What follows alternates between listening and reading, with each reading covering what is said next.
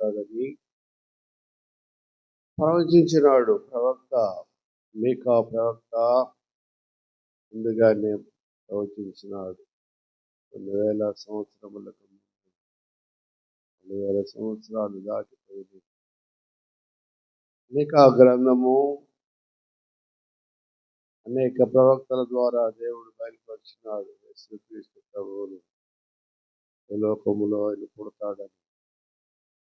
మీకా గ్రంథము 5వ అధ్యాయము 2వ వచనము. బేత్లెహేమా ఎఫ్రతా యూదావారి కుటుంబములలో నీవు స్వల్పమైన గ్రామమైనను నా కొరకు ఇశ్రాయేలును యాలబోవాడు నీలో నుండి వచ్చును. యేసు ప్రభు నీలో నుండి వస్తాడు. నీలో ఉండాలా యేసు ప్రభు? ఆయన ఉంటే నీకు రక్షణ ఉంటుంది. నీలో నుండి వస్తాడు ఆయన. బేత్లెహేమా నీలో నుండి వస్తాడు ఆయన. యూదాలో నుండి వస్తాడు. 2000 సంవత్సరాలకు ముందే మీకా ప్రవక్త ద్వారా బయలుపరిచినాడు. దేవుడు నా కుమారుణ్ణి మీ ఎద్దుగా పంపిస్తున్నాను, ఆయన మీకు రక్షకుడిగా ఉంటాడు, ఆయన యందు విశ్వాసం చెప్పినాడు. చూద్దాం. మత్తయి సువార్త 2వ అధ్యాయము. మత్తయి సువార్త 2వ అధ్యాయము. ప్రవచనము నెరవేరింది. మీకా ప్రవచనము నెరవేరింది. కాబట్టి మనం ఇప్పుడు బ్రతికున్నాము. ఆయన మనతో ఉన్నాడు. యేసు ప్రభు మనతో ఉన్నాడు. 2వ అధ్యాయము 5వ వచనము. అందుకు వారు యోదయ బేత్లెహేములోనే ఏలయనగా యోదయ దేశము బేత్లెహేమా నీవు యోదా ప్రధానులలో ఎంత మాత్రమును అల్పమైన దానవు కావు. ఇశ్రాయేలును నా ప్రజలను పరిపాలించు అధిపతి నీలో నుండి వచ్చునని ప్రవక్త ద్వారా వ్రాయబడినది అనిరి. ఇక ప్రవక్త వచ్చాడు, మన కొరకు వచ్చాడు. ఆయన మన కొరకు వచ్చాడు. మన ప్రేమిస్తున్నాడు ఆయన. మన కొరకు వచ్చాడు. నీలో నివాసం చేయడానికి వచ్చాడు ఆయన. నీలో నివాసం చేయాలి ఆయన. నీలో నివాసం చేయాలంటే ఆయనకి ఇష్టరాలుగా ఉండాలా, ఇష్టడుగా ఉండాలా. నెరవేరింది ప్రవచనం.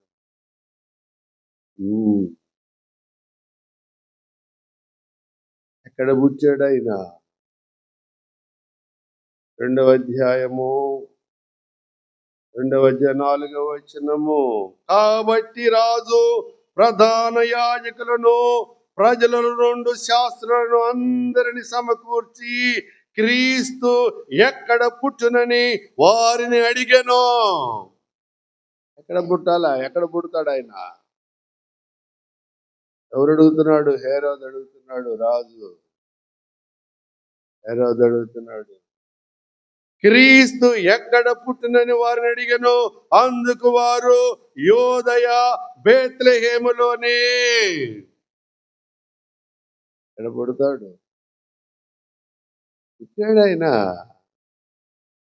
ఆయన ఉండాలా నీలో. ఆయన ఉంటే ధన్యుడు, ధన్యురాలు. ఎలయనగా మనకు శిశువు పుట్టెను, మనకు కుమారుడు అనుగ్రహింపబడును, ఆయన భుజము మీద రాజ్యభారముడును. ఆశ్చర్యకరుడు, ఆలోచనకర్త, బలవంతుడైన దేవుడు, నిత్యుడగు తండ్రి, సమాధాన కర్త, అధిపతి అని ఆయనకు పేరు. ఆయన ఉండాలా మనకి తోడుగా. ఆయన ఉంటే మనకి ఏ భయం ఉండదు. ఏ భయం ఉండదు. ఆయన ఆయన రాజ్యంలో మనం ఉంటాం, ఆయన తీసుకుని వెళ్తాడు మనం. ప్రవచనం నెరవేరింది. ఎన్నో తరాలు గతించిపోయినాయి. ఆయన మన కొరకు చేతులు జాపి ఎదురు చూస్తున్నాడు. నా యొద్దకి పిలుస్తున్నాడు మనల్ని. ఆయన పిలుస్తున్నాడు, రమ్మని పిలుస్తున్నాడు ఆయన. చూడండి, మత్తయి సువార్త 9వ అధ్యాయము 31వ వచనము. 9వ అధ్యాయము 13వ వచనము. సారీ. అయితే నేను పాపులను పిలవచ్చితిని గాని నీతి మంతులను పిలవరాలేదు. పాపుల కొరకు వచ్చాడు ఆయన. అప్పుల కొరకు వచ్చాడు. మారు మనసు పొందాల నువ్వు కొన్ని ఆయన దగ్గరికి రావాలా పిలుస్తున్నాడు. ఆయన పిలుపుకు నువ్వు లోబడి జీవించాలి. ఆయనకి ఇష్టము, లోబడాలను. పిలుస్తున్నాడు నిన్ను ఆయన, నువ్వు రావటం లేదు, లోబడటం లేదు. నువ్వు లోబడితే రక్షింపబడతావు, నువ్వు లోబడకపోతే విడిచిపెట్టబడతావు. భయంకరము, మరణం, అది జాగ్రత్త. పిలుస్తున్నాడు ఆయన. పిలుపుకు లోబడాల మనము. పిలుపుకు లోబడకపోతే కష్టము, నీకు బహువేదన పడతావు. జాగ్రత్త చెప్తున్నాడు ఆయన. తర్వాత అంటున్నాడు ఆయన,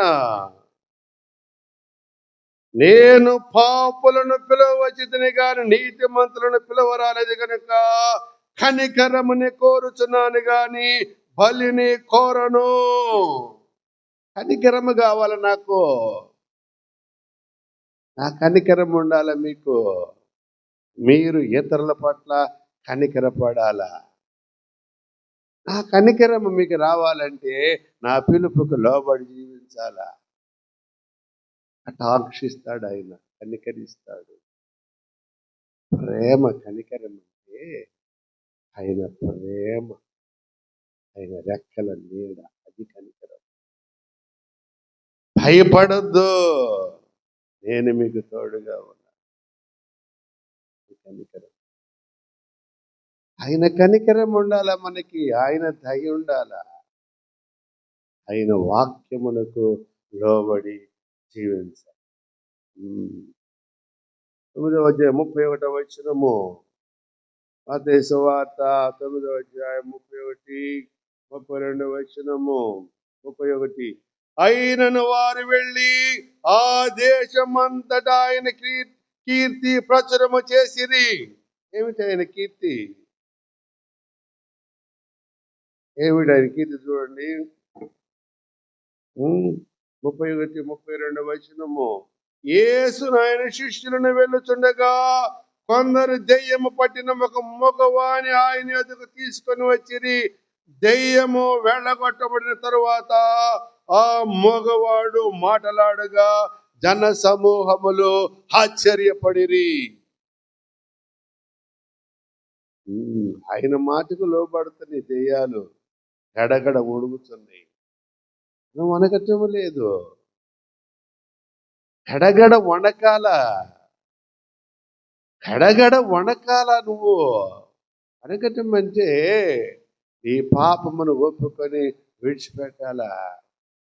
కీర్తన గ్రంథంలో అంటాడు, గడగడ వణుకుచు ఆయనకి విధేయులవ్వండి, కుమారుని ముద్దు పెట్టుకునుడి, దేని ఎడల ఆయన కోపించు. గడగడ వణకాల మనం, ఆయనకి లోబడాలి. గడగడ వణకటం అంటే నీ తప్పును ఆయనకి చెప్పి దానిని వదిలిపెట్టాలి. ప్రభువా, ఇక పాపము చేయను, నీకు అసహ్యముగా జీవించనిక, నీకు విధేయుడిగా విధేయురాలుగా ఉంటాను. అది వణకటం.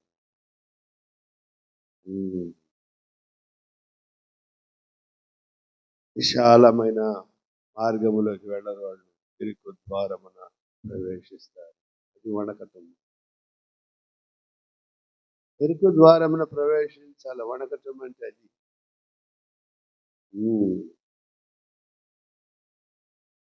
తర్వాత 32వ వచనము 32వ వచనము చదువుకున్నాం కదా. దెయ్యాలు లోబడ్డాయి ఆయనకి. వెళ్ళిపోయి బాగుపడ్డాడు, స్వస్థపరచబడ్డాడు. ఆయన గురించి ప్రకటించినాడు. మనం తెలుసుకుంటున్నాం. ప్రభు గురించి ప్రకటించాలి. మనము ప్రభువును ప్రకటించాలా, ప్రభువును తెలుసుకోవాలా. నీవు ఆయన రక్షణను తెలుసుకోవాలా, ఆయన సువార్తను తెలుసుకోవాలా, ఆయన గురించి నువ్వు ఎరిగి ఉండాలా. నువ్వు అప్పుడు నువ్వు ప్రకటించగలవు ఆయన సువార్తను. అది ప్రకటించు. యోహాను సువార్త 9:31. యోహాను సువార్త 9వ అధ్యాయము 31. 9:31. యోహాను సువార్త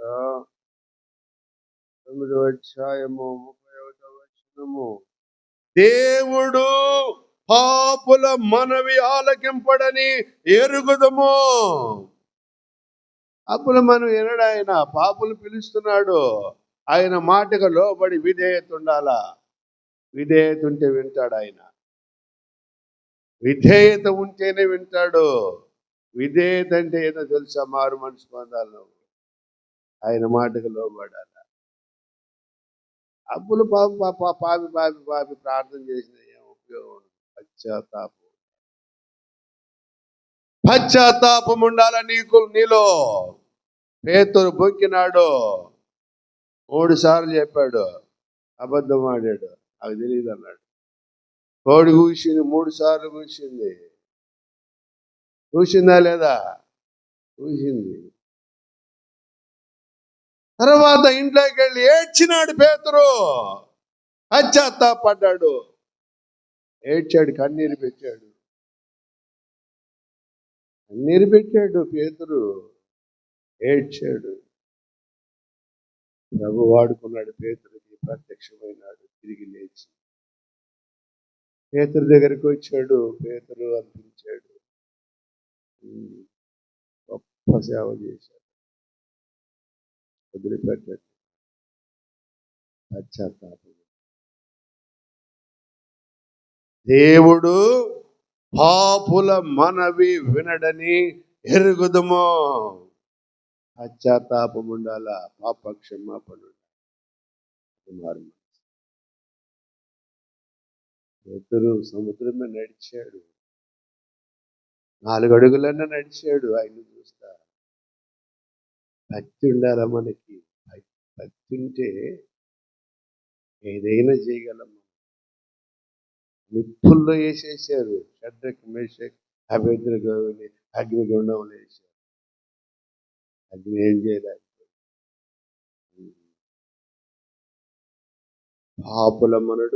పాపుల మనవి వినడని ఎరుగుదము చెప్తున్నాడు ఆయన. చక్కని మాటలు. ఎవడైనను ఏం చెప్తున్నాడు ఆయన? దేవ భక్తుడై ఉండి ఆయన చిత్తము చొప్పున జరిగించిన ఎడల ఆయన వాని మనవి ఆలకించును. ఆయన చిత్తము చొప్పున జరిగించాల నువ్వు. ఆయన చిత్తమునకు లోబడాల నువ్వు. ఆయన పిలుపునకు విధేయుడు అవ్వాల నువ్వు. విధేయురాలు అవ్వాలా. అప్పుడు వింటాడు నీ మాట. అప్పుడు వింటాడు. నేనున్నాను, భయపడద్దు. కుమారుడా, నేనున్నానయ్యా, భయపడద్దు అని అంటాడు ఆయన. విధేయుడు, విధేయురాలు. అవుతుందా? హార్మోన్స్ ఉండాలా. ఏం చెప్పాడు ఆయన? నేను పాపులను పిలవవచ్చి తిని గాని నీతిమంతులను పిలవరాలేదు. లోబడాల నువ్వు. పాపి లోబడాలా. ఈ పాపమును విసర్జించాలని విడిచిపెట్టాలా. ప్రభువుని వెంబడించాలి. అది మనకి క్రిస్మస్. నిజమైన క్రిస్మస్ ఏందో తెలుసా? ఎవడైనను క్రీస్తునందు ఉన్న ఎడల వాడు నూతన సృష్టి. ఇది క్రిస్మస్ మనకి. నూతన సృష్టిగా ఉండాల మనము. ప్రాత బతుకుకు ఫుల్ స్టాప్ పెట్టాలా. నూతనముగా మార్చబడాల, నీవు రూపాంతరము చెందాలా. ఆయన రూపము నీలో కనబడాలా, ఆయన నీలో ప్రవేశించాలా. అది క్రిస్మస్. చూడండి 32వ వచనము.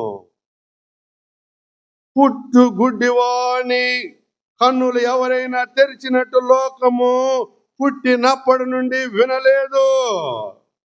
ఎవరు విన్నారా? పుట్టి గుడ్డోడిని కళ్ళు జరగటము లేదు. యేసుప్రభు ముట్టాడు, స్వస్థపరిచాడు. ఈయన 33వ వచనము. దేవుని యొద్ద నుండి వచ్చిన వాడు కాని ఎడల ఏమీ చేయనేరడని వారితో చెప్పెను. దేవుని యొద్ద నుండి వచ్చినాడు ఆయన మన కొరకు, మనల్ని బాగు చేయటం కొరకు వచ్చినాడు. మనలను ఆయన రాజ్యములోనికి తీసుకొని వెళ్ళటానికి వచ్చినాడు. ఆయనకు విధేయుడిగా విధేయురాలుగా పాపులను పిలవచ్చింది కానీ నీతిమంతులను పిలవరాలి. నా చిత్తము జరిగించాలి మీరు. నేను తండ్రి చిత్తమును జరిగించుటకే భూలోకానికి వచ్చాను. మీరు నా మాటలు లక్ష్యం ఉంచి నా చిత్తమును జరిగించాలి. నేనును తండ్రియు ఏకమై ఉన్నాము చెప్పాడు ఆయన. ఫిలిప్పుతో అన్నాడు, ఫిలిప్పు, నేనును తండ్రియు ఏకమై ఉన్నాము. నన్ను చూస్తే నా తండ్రిని చూసి. చూడండి లోకాసు వార్త 5వ అధ్యాయము. లోకాసు వార్త 5వ అధ్యాయం.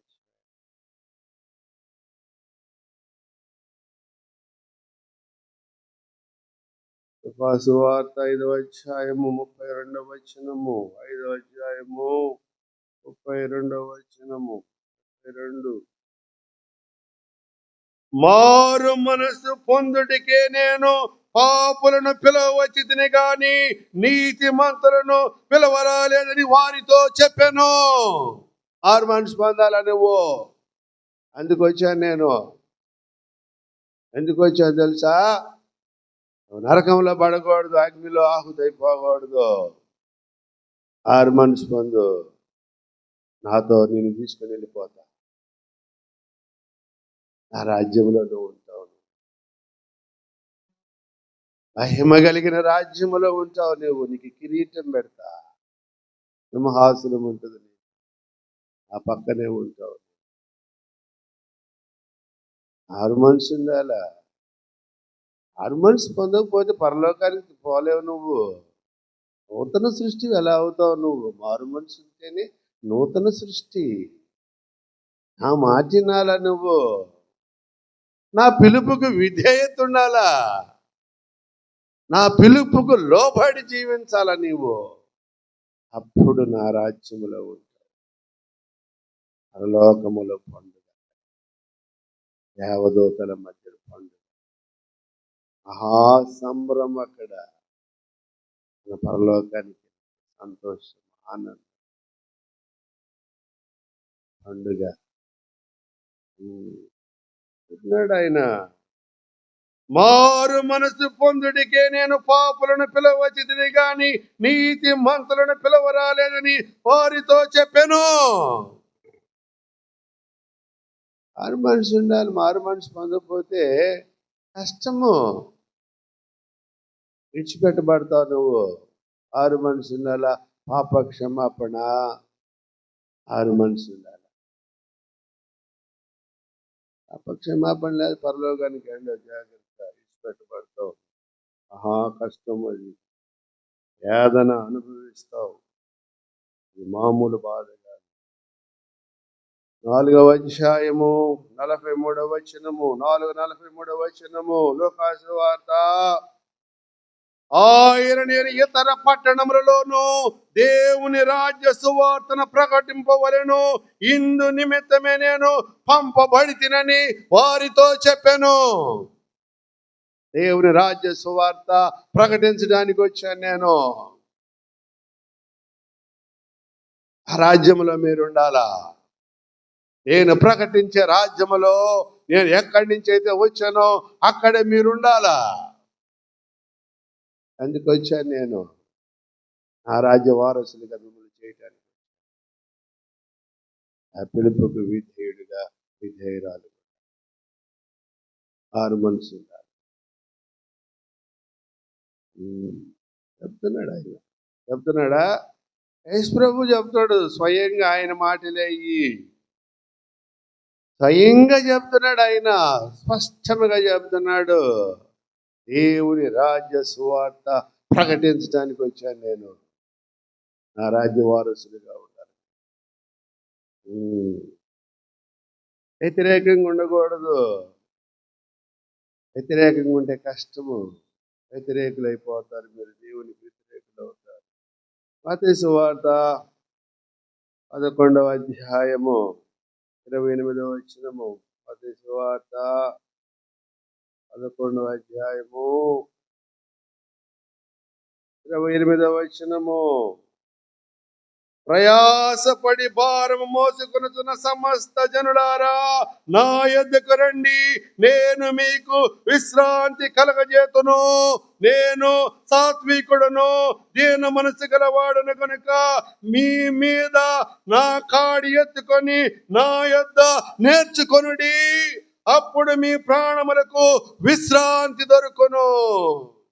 నా యొద్దకు రండి, నేను చెప్పే మాటలను ఆలకించండి, నేను నేర్పిస్తాను, నేర్చుకోండి. విశ్రాంతి ఉంటుంది మీకు, లేకపోతే శాంతి ఉండదు మీకు. అశాంతితో మరణిస్తారు. విశ్రాంతి ఉండాలా. మీకు విశ్రాంతి కలుగు చేయటానికి వచ్చాను నేను. నా శాంతి మీకు అనుగ్రహించి వెళ్ళుచున్నాను, సమాధానము. యెషుప్రభు చెప్పాడు ఈ మాట. ఏం చెప్పాడు ఆయన? నేను సాత్వికుడును, దీన మనసు గలవాడుని గనుక మీ మీద నా కాడి ఎత్తుకొని నా యొద్ద నేర్చుకొనుడి, అప్పుడు మీ ప్రాణములకు విశ్రాంతి దొరుకును. ఏలయనగా నా కాడి సులువుగాను నా భారము తేలికగాను ఉన్నది. మీ మీద పెడతా నా కాడి, నా యొద్ద నేర్చుకోండి, నా యొద్దకు రండి. మీ బాధలన్నీ తొలగిస్తాను నేను, మీ కష్టాలన్నీ తొలగిస్తాను, మీ బీదరికములో నుండి మిమ్మలను ధనవంతులుగా చేస్తాను నేను, అన్నీ మారుస్తాను, మీ బ్రతుకంతా మారిపోతుంది. నా దగ్గరికి వస్తే, నాకు లోబడితే, నా మాటలు విడిచి ఐశ్వర్యవంతులుగా చేస్తాను మిమ్మలను. భూలోకములో ప్రధాన యొద్ద కూర్చుండబెడతాను నేను. నా దగ్గరికి వస్తే పెంట కుప్ప మీద నుండి దరిద్రులను పైకి లేవనెత్తువాడు ఆయనే. ప్రధానులతో కూర్చుండబెట్టువాడు ఆయనే. ఆయనకు లోబడాలి. రండి, నా యొద్ద నేర్చుకోండి. నేను నేర్చుకున్నా యేసుప్రభు దగ్గర, నాకు నేర్పించాడు ఆయన. నేను ఎవరి దగ్గర ట్రైనింగ్ పొందలేదు, ఎవరి దగ్గరికి వెళ్ళి లెసన్ అడగలేదు, ఆన్సర్ అడగలేదు, క్వశ్చన్ అడగలేదు. అన్నీ నాకు ఆయన నేర్పించినయే. ప్రభువా నాకు నేర్పించు అన్నారు, నేర్పించాడు. ప్రభువా నాకు స్వరమేమన్నా, స్వరమించాడు. అయ్యా నేను చెప్తానయ్యా, నపో చెప్పుపో అన్నాడు. ఆయనకి ఇష్టడుగా, ఇష్టరాలుగా జీవించాలి మనం. విధేయత ఉండాలా. ప్రభు కొరకు మనం బ్రతకాలా. ప్రభు రాకడ కొరకు ఎదురు చూడాలా మనము. సిద్ధపాటు ఉండాలా మనకి. సిద్ధపాటు లేకపోతే కష్టము. సిద్ధపాటు ఉండాలా. దేవుని రాజ్యంలోనికి నీవు కొనిపోవటానికి సిద్ధపడి ఉండాలా. ఏలియా, హానోకు ఇద్దరు మరణము రుచి చూడకుండా కొనిపోబడ్డారు. ఆయన ఇష్టము, ఎలా అయినా తీసుకొని వెళ్ళిపోగలడు. అది నీ భక్తి, వినయ, విధేయతల మీద ఆధారపడి ఉంటుంది. ఏలియాను తీసుకెళ్ళాడు, హానోకును తీసుకుని వెళ్ళాడు. కట్టబడ్డారు ఇద్దరు, ఇష్టలుగా జీవించినారు. చెప్తున్నాడు ఆయన, ప్రయాసపడి భారము మోసుకున్న సమస్త జనులారా నా యొద్దకు రండి, నేను మీకు విశ్రాంతి కలుగజేస్తాను. మీకా గ్రంథము 6వ అధ్యాయము, మీకా గ్రంథము 6వ అధ్యాయము 767వ పేజీ. మీకా ప్రవక్త రాశాడు గ్రంథము, మీకా గ్రంథము 6వ అధ్యాయము 12వ వచనము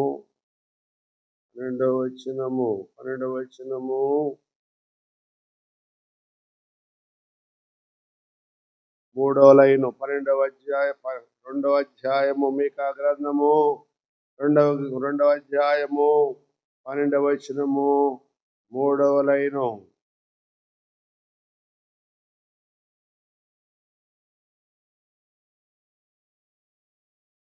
ఆరు 12 3వ లైను.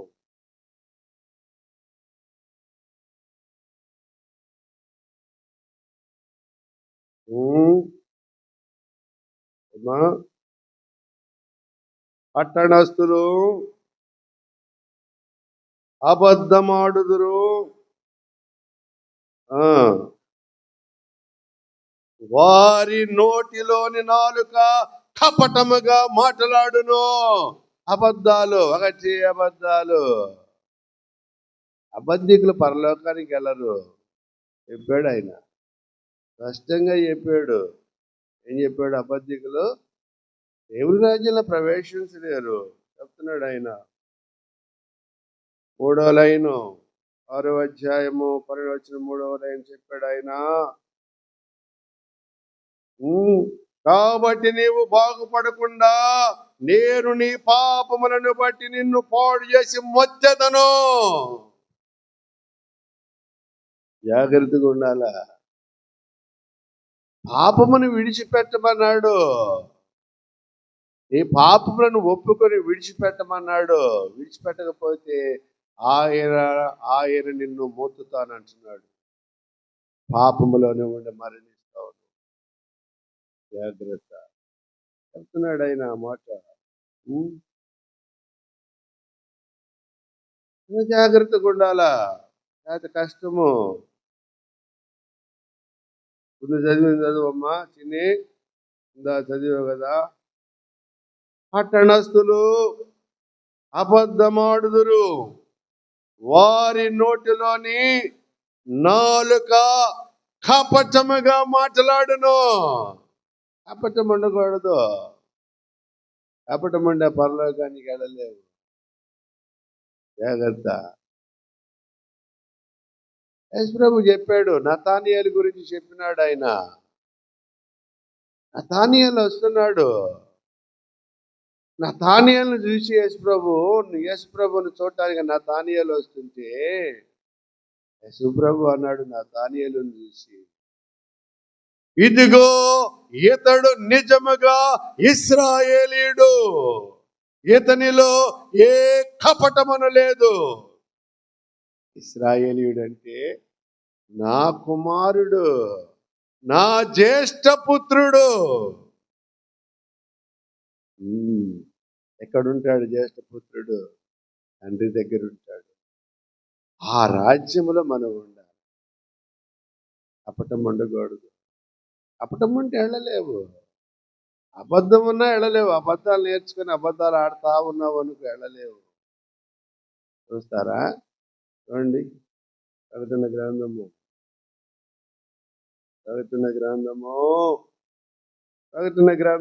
21వ అధ్యాయము 8వ వచనము. ప్రకటన గ్రంథము, రెవల్యూషన్ చాప్టర్ 21:8. వీరికి వారును, అవిశ్వాసులను, అసహ్యులను, నరహంతకులను, వ్యభిచారులను, మాంత్రికులను, విగ్రహారాధికులను, అబద్ధికులందరూ అగ్ని గంధకములతో మండు గుండములో పాలు పొందుదురు. ఇది రెండవ మరణము. అబద్ధాలు అబద్ధాలు అబద్ధాలు, ఒకటే అబద్ధాలు. నోరు తెరిస్తే చాలు ఒకటే అబద్ధం. వాళ్ళ మీద వీళ్ళకి, వీళ్ళ మీద వాళ్ళకి ఒకటే సాడీలు, కొండాలు. వాళ్ళకి తగాదాలు పెట్ట అబద్ధాలు, ఒకటే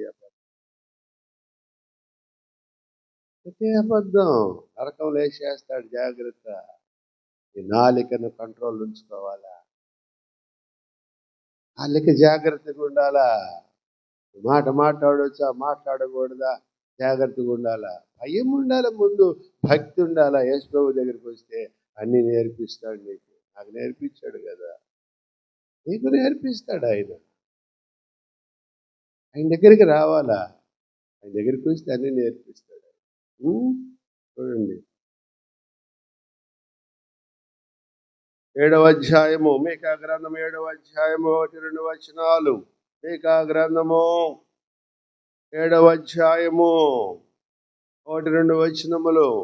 వేసవి కాలపు పండ్లును ఏరుకొనిన తరువాత, ద్రాక్ష పండ్లు పరిగె ఏరుకొనిన తరువాతను ఎలాగు ఉండును, నా స్థితి అలాగే ఉన్నది. ఎవరి స్థితి? యేసు ప్రభు. యేసు ప్రభు ఆయన స్వరూపమైనను సొగసైనను లేకుండాను. కొట్టారు ఆయన్ని, గుద్దారు, సిలువకు అప్పగించినారు. అని కొడితే కొట్టారు, తిడితే తిట్టారు. మళ్ళ కిరీటం, అది ఇవితే అది వేరు. నా రూపం నీలో కనపడాలి. నీ కొరకే కదా నేను కుట్టించుకుంది, నీ కొరకే నేను ఉమ్మేపించుకున్నాను, నీ కొరకే నన్ను గుద్దారు, నీ కొరకే నన్ను ఈడ్చుకొని వెళ్ళారు, నీ కొరకే నా చేతుల్లో శీలలు కొట్టారు, నీ కొరకే నా కాళ్ళకు శీలలు కొట్టారు, నీ కొరకే నన్ను పడద్రోశారు, నీ కొరకే నన్ను మొత్తారు. పర్వాలేదు, వచ్చుకున్నా. కానీ నువ్వు ఎలా ఉండాలా చెప్తున్నాడు. చూడండి, ఆయన ద్రాక్ష పండ్ల గెల ఒకటి లేకపోయాను, నా ప్రాణమునకు ఇష్టమైన ఒక క్రొత్త అంజూరపు పండైనను లేకపోయాను. భక్తుడు దేశములో లేకపోయాను, జనులలో యథార్థపరుడును ఒక్కడును లేడు, అందరును ప్రాణహాని చేయుడికి పొంచి ఉన్నవారే. వృషభములు చుట్టుముట్టినాయి. వృషభములంటే ఆవుల మందనమాట. సిలివేయండి, సిలివేయండి అన్నారు యేసు ప్రభుని.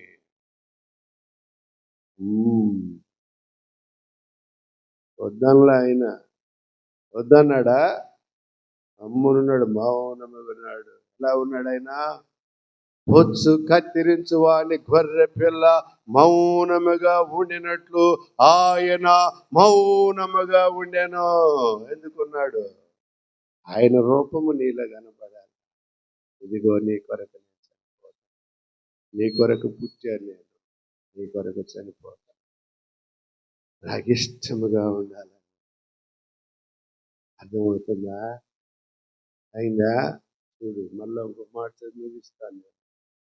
అన్నా ప్రాణమునకు ఇష్టమైన ఒక క్రొత్త అంజూరపు పండైనను లేకపోయాను, భక్తుడు దేశములో లేకపోయాను, ద్రాక్ష పండ్ల గెల ఒకటియు లేకపోయాను.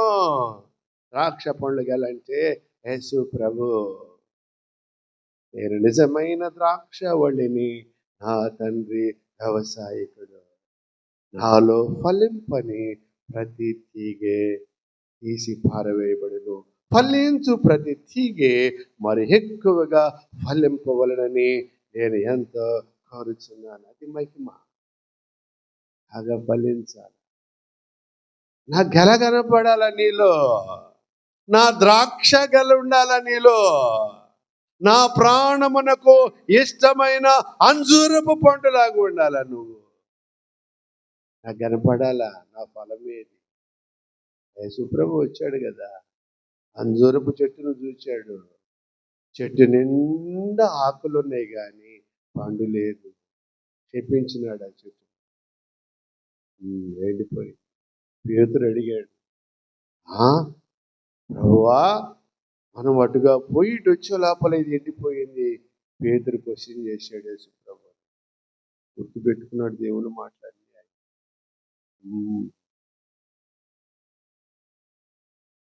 వదిలిపెట్ల పేతురు. గొప్ప సేవ చేశాడు పేతురు, గొప్ప సేవకుడు. ఏడ్చాడు పేతురు, కన్నీళ్లు పెట్టాడు. పాపినయ్యా క్షమించాలి. దేవుడు వాడుకున్నాడు. పాపినయ్యా క్షమించంటే నిన్ను కూడా వాడుకుంటాడు ఆయన. నిన్ను కూడా ఆశీర్వదిస్తాడు, జీవిస్తాడు. ఆయనకి ఇష్టడుగా ఇష్టరాలుగా ఉండాలి. ఆయన గెల కనపడాలా నీలో, ఆయన అంజూరం కనపడాలా, అది ఆయనకి ఇష్టము. వింటున్నాడు ఆయన. మళ్ళా ముగిస్తాను.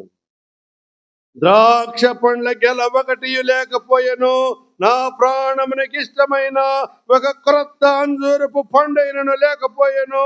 భక్తుడు దేశములో లేకపోయెను, జనులలో యథార్థ పరుడు ఒకడును లేడు. యథార్థత ఉండాలా. అబద్ధాన్ని ప్రేమించకూడదు. పోలీస్ స్టాప్ పెట్టాలి అబద్ధానికి. నీ నాలికను భద్రం చేసుకుని ఉండాలి. ఆయన గెల కనపడాలని, ఆయన రూపం రావాలని ప్రార్థన చేసుకుని కళ్ళు మూసుకుని.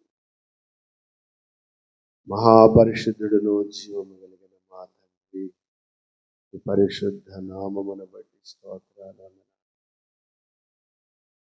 ఈ ఉదయకాలమున మాకు మంచి వర్తమానాన్ని అనుగ్రహించావు తండ్రి. ఈ కృపలో మమ్మలను భద్రం చేసావు, మంచి మాటలను బోధించావు తండ్రి. ఈ పాద సన్నిధిని బట్టి స్తోత్రాలయ్యా. ప్రతి ఒక్కరు నీ వాక్యమును వినిన ప్రతి ఒక్కరు నీకు వినయ విధేయతను జీవించినట్టు నీవే వారితో మాట్లాడమని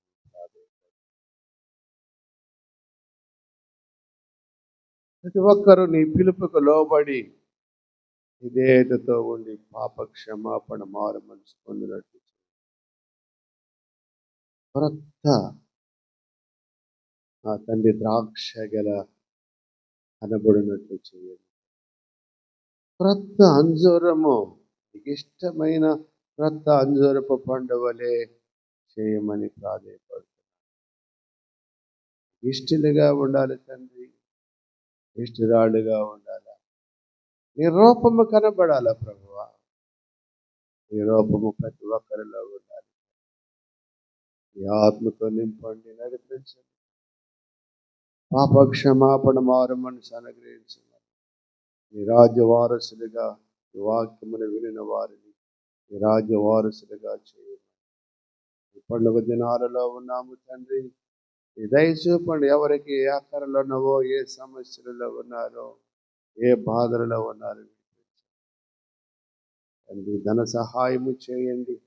ప్రతి ఒక్కరునైనా ఈ యొక్క పుట్టుక దినమును గురించి క్రిస్మస్ సంతోషముగా జరుపుకున్న భాగ్యాన్ని దయచేయండి. ప్రతి ఒక్కరు ఆనందముతో గంతులు వేయినట్టు కృప చూపండి. సర్వశక్తిమంతుడు మహాదేవుడైన యేసుక్రీస్తు పరిశుద్ధ నామములు మిక్కిలి వినయముగా ప్రతిమాలకు నడిగి వేడుకొనుచున్నాం మా తండ్రి. ఆమేన్. ఆమేన్.